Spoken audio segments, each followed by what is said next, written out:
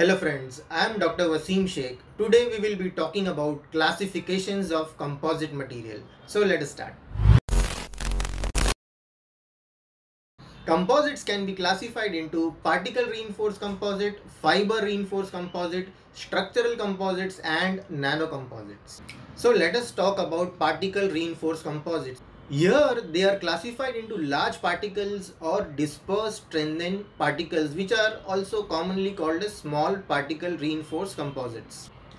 So why they are called large particles? Because we cannot treat them at an atomic level. So whatever the particles which are there, the particles which are there in the composite material, they are not at an atomic level. For example, as we have seen in an earlier video, concrete. So concrete is a combination of large gravel. So these are not at an atomic level. They are macroscopic. So we can see them with our naked eye. That is why we call them as large particle reinforced composite material. On the other hand, we have dispersed particles. So here these dispersed particles are at an atomic level. Mainly they are at a nanoscale. That is why we call them as dispersed particle strengthened composite materials. In particle reinforced composite, the particle can have a variety of geometry, but they are supposed to be equiax. They can be small and they can be evenly distributed throughout the matrix. Here the volume fraction plays a very important role in influencing the final properties of the composite material, as well as the mechanical property are influenced by these small particles which are there. As we increase the volume fraction of these particulate matter, the mechanical properties are also enhanced. Rule of mixture equation. So what is the rule of mixture equation? Here two formulas have been derived which are used based on elastic modulus and volume fraction. Together both of them influence the final property of the composite material. So these equations, they predict the upper limit and the lower limit of the elastic modulus of the composite material based on the volume fraction. Here E and V represent the elastic modulus and volume fraction respectively. C, M and P represent composite material, particulate material and the matrix material phases respectively. This plot shows the upper bound and the lower bound limit of a copper tungsten composite material. So the upper bound and the lower bound limit based on the calculation of the formula is drawn or plotted on this figure, and the dots which you see represent the actual experimental data which exactly falls between the upper bound and the lower bound limit. So we can say that we can easily predict the property of the composite material based on the rule of mixture formula or equation.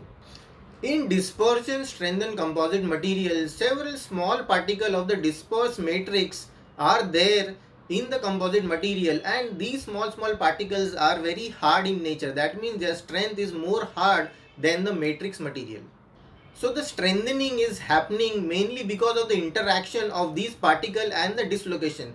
So when the dislocation is moving along, when there is a plastic deformation, these dislocation will encounter these particles or these particle phases which are stronger, and the particle phase will pin the dislocation. So the dislocation cannot move further. So you will need some extra strength to be applied externally so that the dislocation can move further and you get more plastic deformation. So in totality, it appears that the material is more stronger when you are applying more force. So when these dispersed particles are there throughout the matrix, it will appear that the material has become more stronger.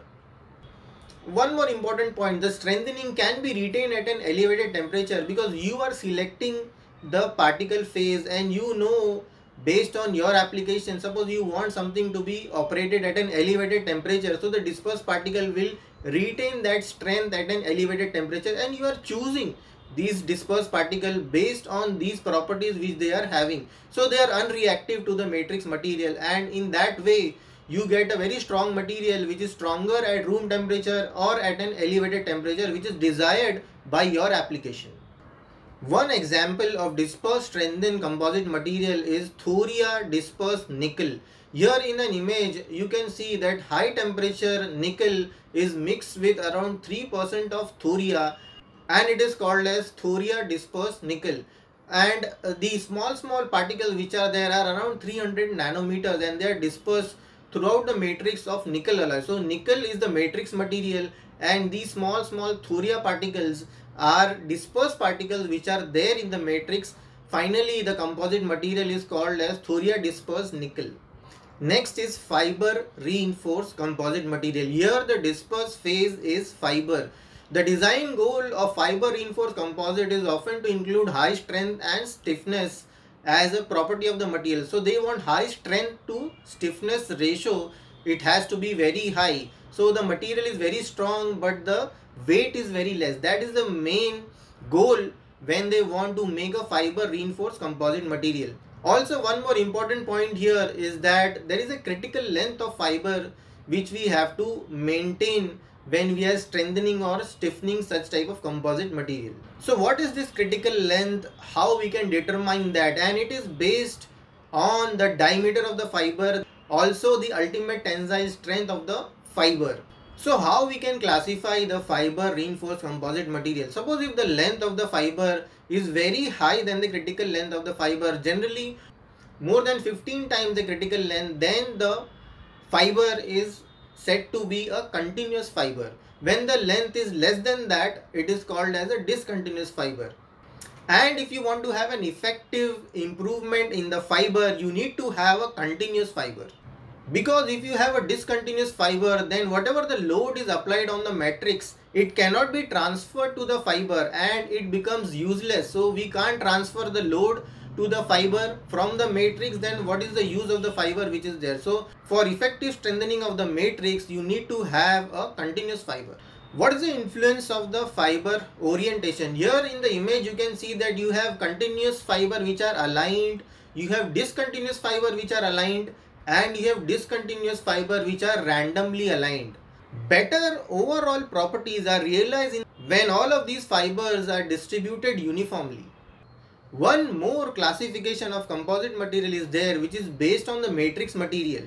So it can be a metal matrix composite, it can be a ceramic matrix composite, or it can be a polymer matrix composite material.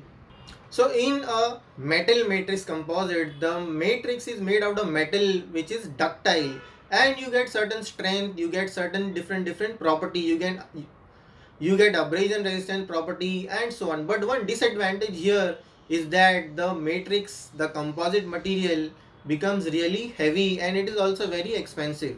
So nowadays metal matrix composite are used for certain unique application, but most of them are now replaced by ceramic matrix composite because these are much more stronger and lesser in weight.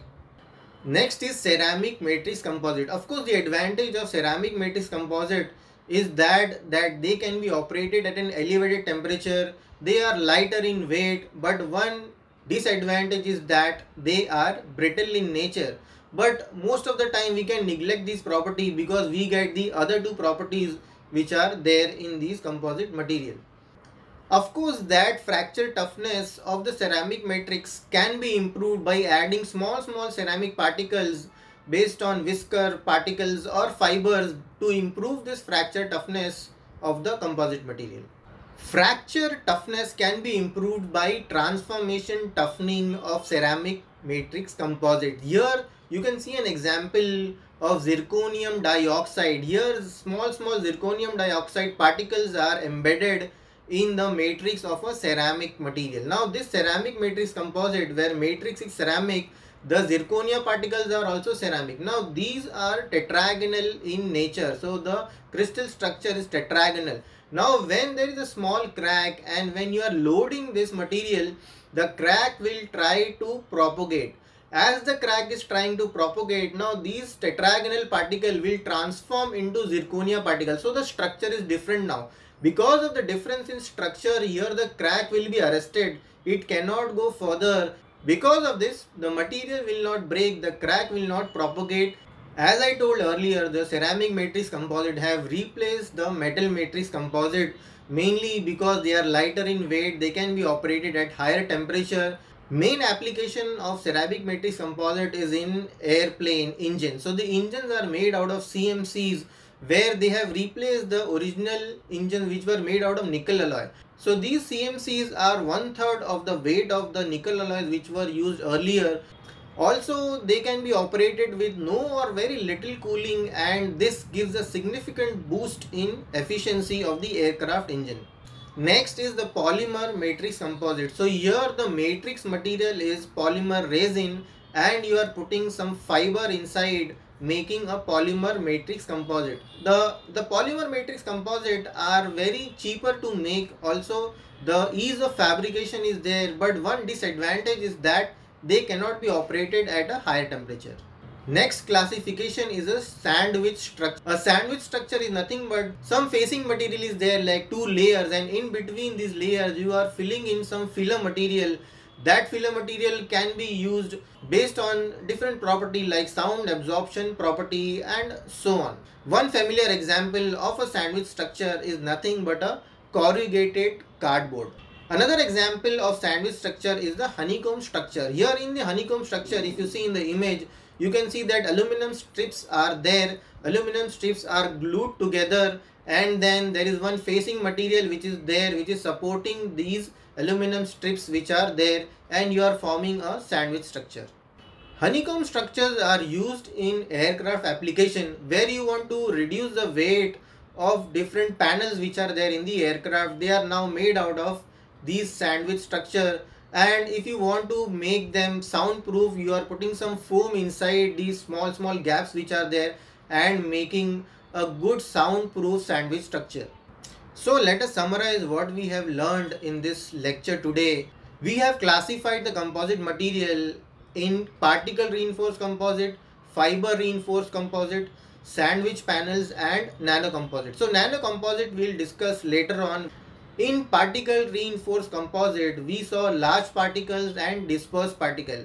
In fiber reinforced composites, we saw continuous fiber, discontinuous fiber. Discontinuous fiber can be random or they can be aligned. We saw some structural composites like sandwich panel. In between, we also saw that we can classify the composite material based on the matrix which we have. So we can either have a metal matrix composite where the matrix is metal, or we can have a ceramic matrix composite, or we can have a polymer matrix composites. So I hope you understood the classification of the composite material. Thanks for watching.